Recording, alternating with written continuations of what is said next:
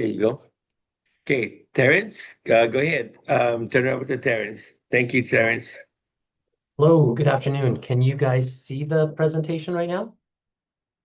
Okay, very good. So we were asked to provide an update to the sequential intercept mapping report that happened while we had the initial meeting last August, and we recently released a report this year.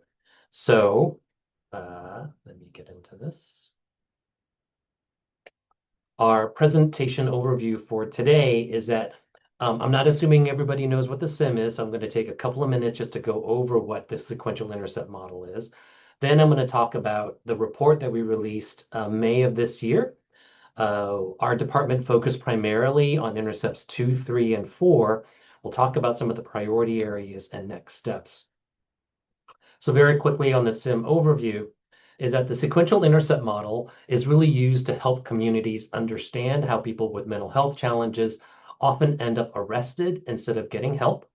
And it shows where we as a community, either public agencies or community or others, can step in and connect people with care before they involve police, before they involve the courts, and before they're incarcerated. So just very quickly, the SIM has 6 different intercepts.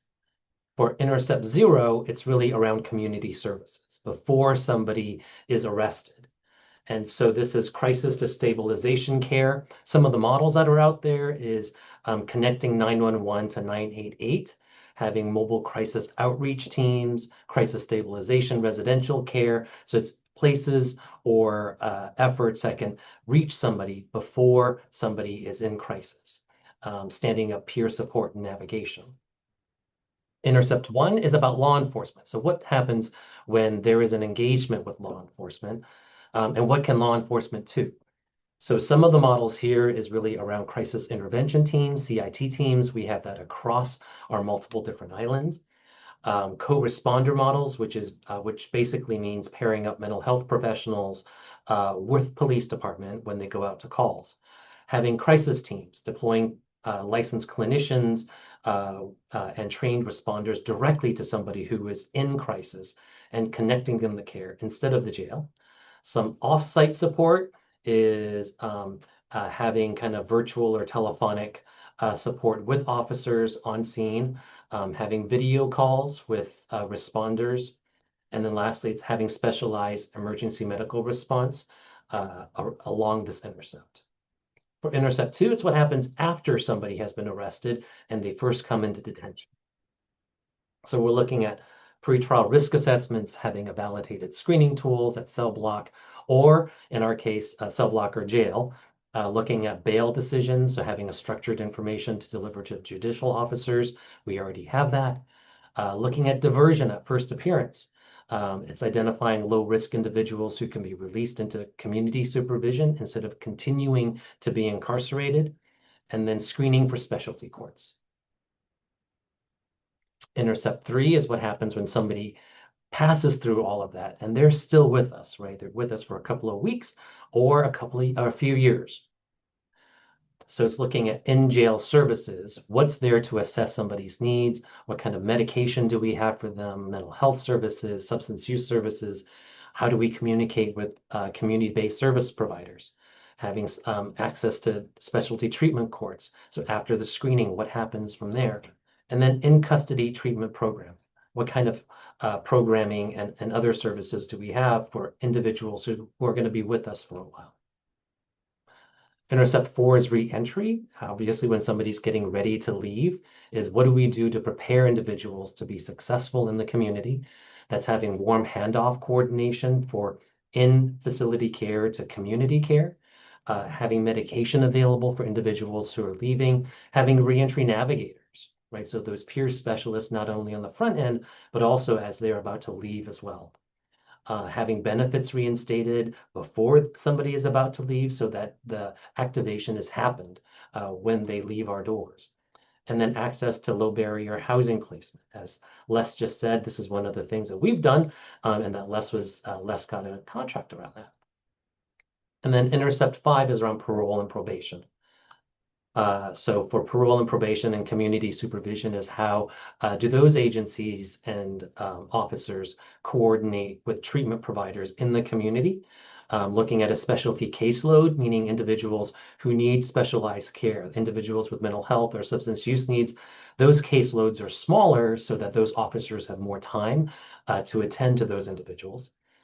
Connecting individuals to outpatient mental health, substance use, and other services in lieu of incarceration for technical violations.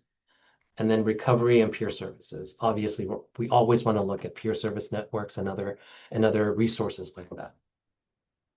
So now that you know all about the SIM, how do we apply this to our Big Island SIM mapping?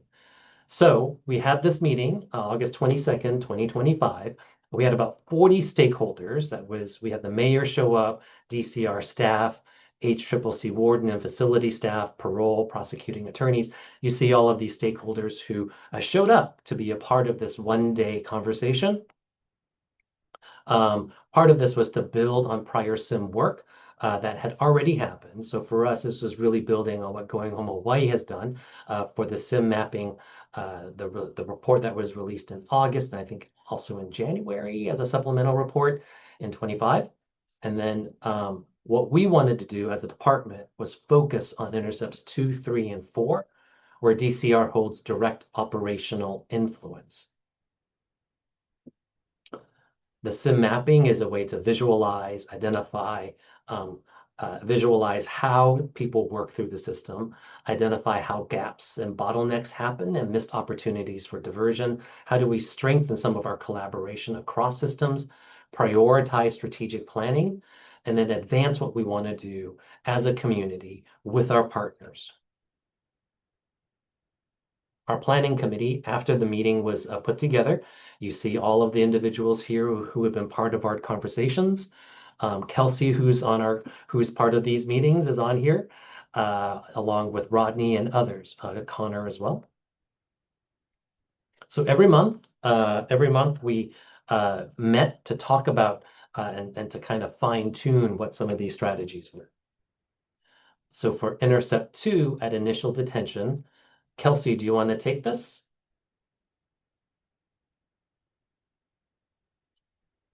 Or would you like for me to do it? Oh, I mean, up to you. I'm here. Um, you talk about the because I don't have the control of this Yes. slide. Yes. So we looked at our two strategic priorities for Intercept 2 was to develop an integrated pretrial specialty caseload for individuals with behavioral health needs. So looking at how we can target services for a specific population, those with substance abuse, mental health issues, and improving our meaning ISC, intake service centers, coordinated service transitions through peer mentors and the use of peer navigators.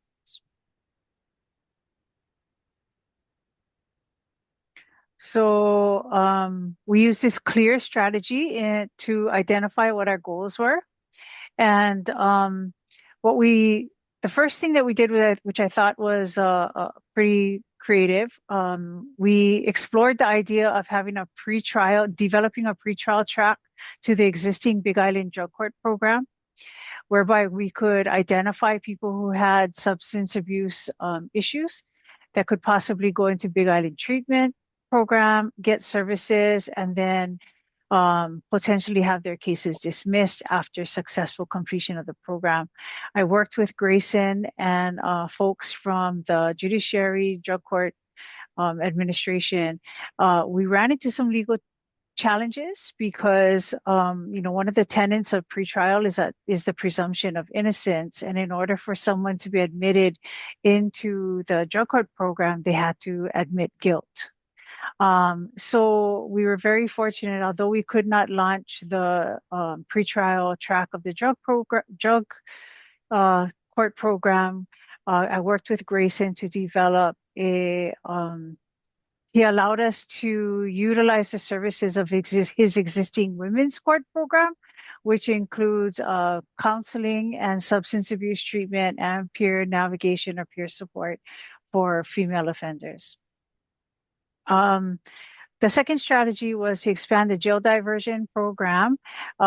We, in coordination with the courts and the prosecutors and public defenders, where we were able to expand the eligibility criteria for charges that would be eligible for jail diversion. Unfortunately, in the last month, the Hilo jail diversion case manager resigned. So effectively, there's no jail diversion in Hilo right now. The good news is that they hired someone in Kona, and Kona's jail diversion program was resurrected all within the last few months.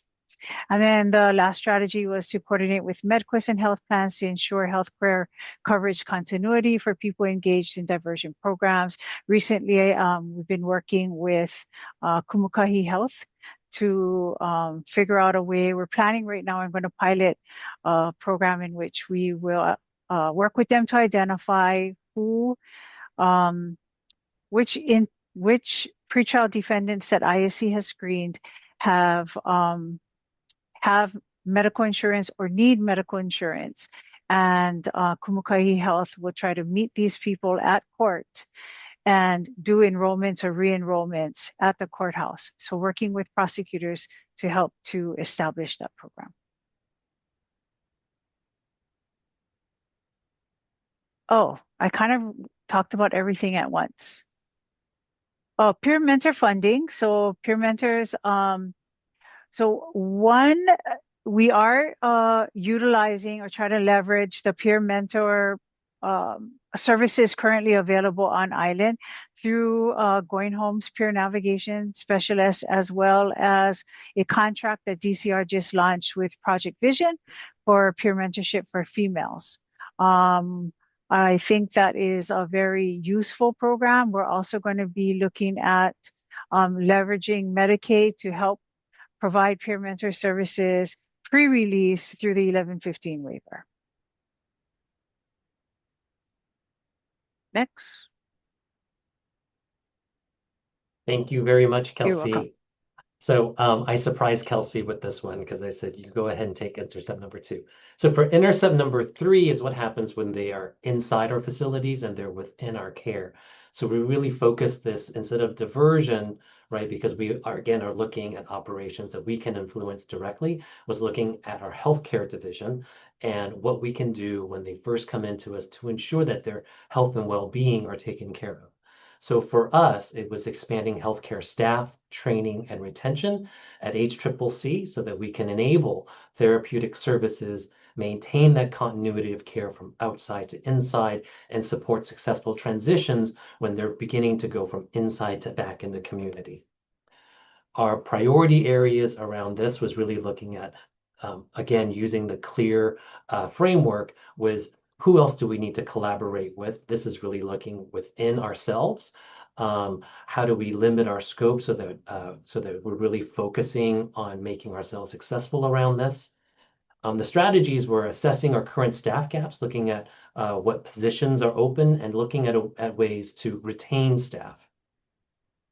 Another strategy is to assess options to expand and designate confidential healthcare space.